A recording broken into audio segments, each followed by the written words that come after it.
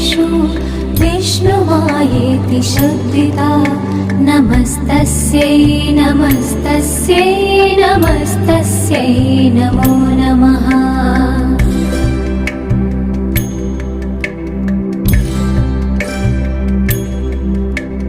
या देवी सर्वभूतेषु चेतनेत्यभिधीयते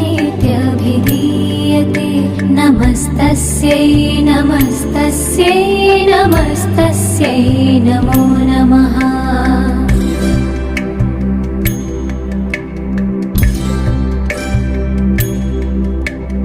या देवी सर्वभूतेषु बुद्धिरूपेण संस्थिता नमस्तस्यै नमस्तस्यै नमस्तस्यै नमो नमः।